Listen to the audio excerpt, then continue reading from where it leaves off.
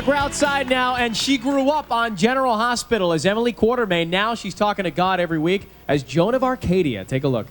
Watch it. Sorry. Thank you very much. Oh, no. Boy, come on. Hey, you gotta look where you're going, Joan. Thanks for the lecture. It helps right now.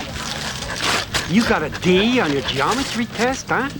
Yes, a D. And now the dogs are actually eating my homework. What is this? Take a cosmic dump on Joan Day? Hey, you know I'm helping you pick up your stuff here. You know you're not being very appreciative. You want some appreciation? Ease up on the homework and the tests.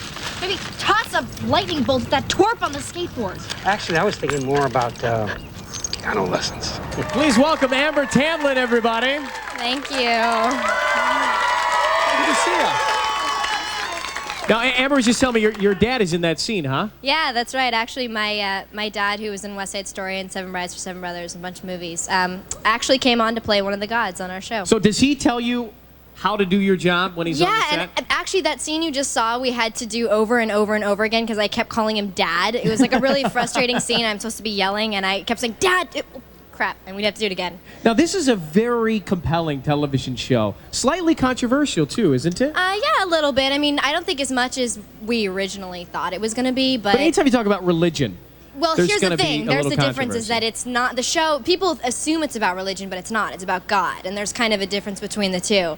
And it's about relationships and spirituality. And so, you know, anytime that you sort of bring any of that up, people obviously are going to get immersed in a little bit of turmoil and be a little scared because it's such a touchy subject. But why was this a show you wanted to do? Because I think that it deals more with human relationships, which is something that everybody can relate to, no matter who you are. And I really loved that sort of human quality about it.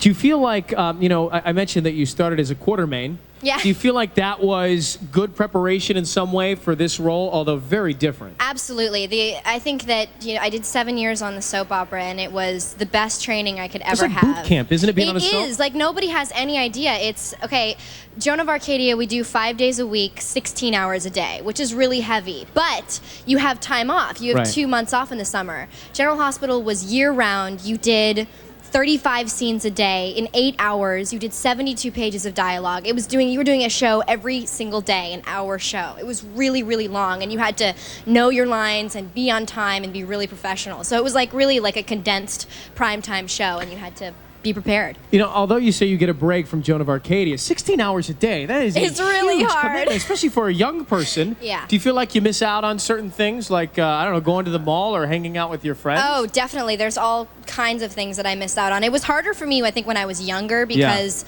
you know, you don't sort of realize that people are depending on you to be on a show, and that you can't go to your friend's birthday party after school. You know, you just can't do that. You have to be at work. But now it's a little easier. The hours can get really stressful when you get in that 15, 16 hour, you know, on a Friday night at 4 a.m. But do you ever say, I wish I had a normal childhood? I wish I went to prom, or I wish I went to... Well, I went to a public high school. You did balance Yeah, it. I mean, I tried, like, the most important thing for me was to do everything as regularly as I could. I didn't want to be pampered or, like, you know, take homeschooling. I didn't want to be treated special, so I tried to do everything as normal as I could. And it was really, really hard. It was even harder to do it that way, though, because kids don't know how to talk to you. They don't know how to relate to you. They treat you special, so in effect, you are in a weird sort of way, even though you don't want to be. So it was really, really hard more for me, I think, growing up in adolescence and being like a teenager and dealing with it. Is fame something you ever get used to?